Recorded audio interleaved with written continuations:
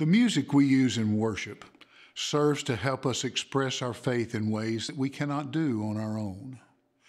It also allows us to join our voices together as we corporately express our beliefs and praise.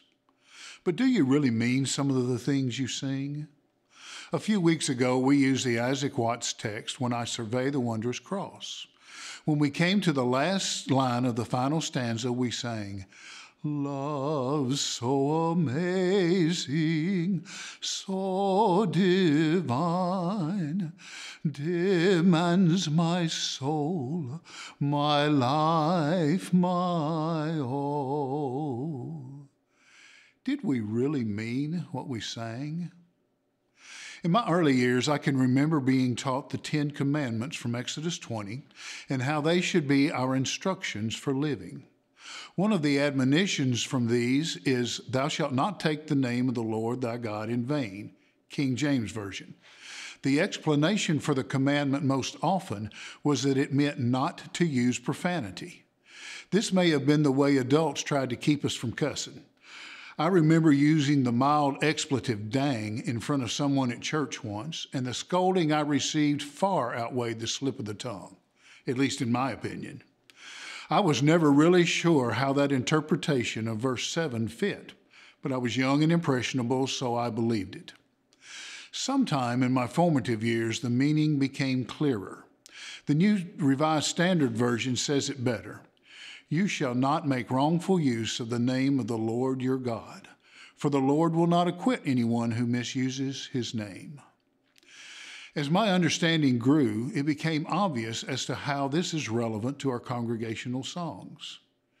But first, a story from many years ago that illustrates this point. I am not sure if it is factual, a fable used to make a point, or some combination of both, but the story had an impact. A cruise ship was crossing the Atlantic when a sudden storm arose. Because this happened many years ago, prior warnings were not available, so the passengers and crew were caught unaware. When the massive waves hit the ship, life on board was going on normally. Within moments, the ship was being violently rocked from side to side and was dangerously close to the point where it not be able to recover and it would capsize. By now, all of the passengers are praying for God to save them. "God, if you will get me out of this, I will devote my whole life to doing your will," was a common refrain heard. The wave then hit that pushed the ship over to the point where the meta center of the boat could not return to upright, and the boat would capsize. At the very last second, however, another wave hit in such a way as to correct the uncorrectable.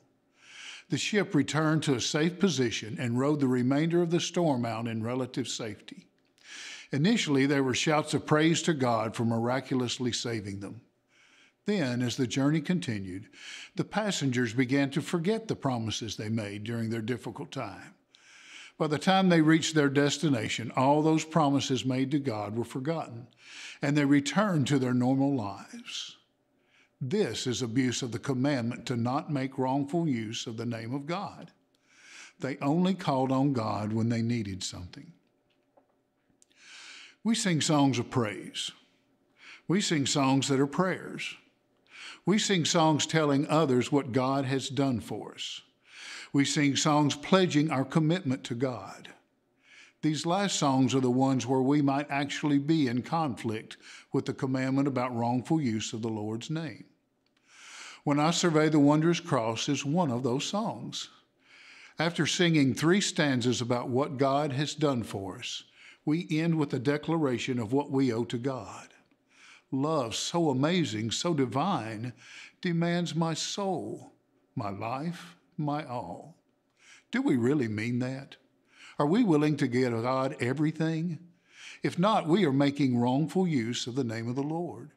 We are making a declaration that we have no intention of keeping. Let me use an example from my observations recently. In the 6 weeks that we have been separated from one another, I have watched with interest as people lament the fact that we cannot worship together in one place. Churches have even defied the orders to stay apart because worshiping together was so important to them. Easter without congregational worship was devastating to many. I commonly see remarks about how anxious people are to get back in the same room for worship. You may have made some of these or similar comments. I will be as excited as anyone for us to return to our normal routine. And that is the point. Is our normal good enough?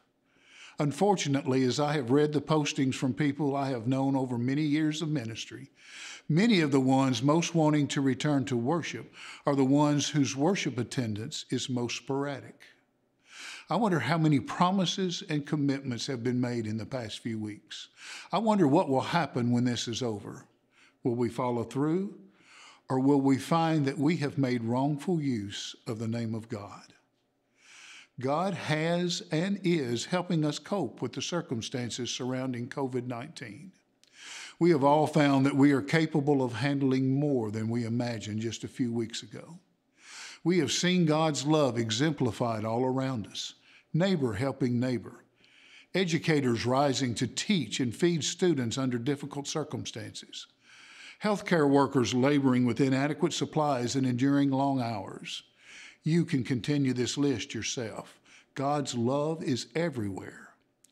As we anticipate a time of returning, remember the promises and commitments you have made, and then live what you sing.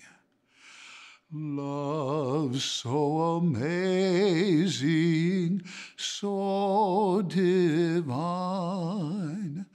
demands my soul, my life, my all.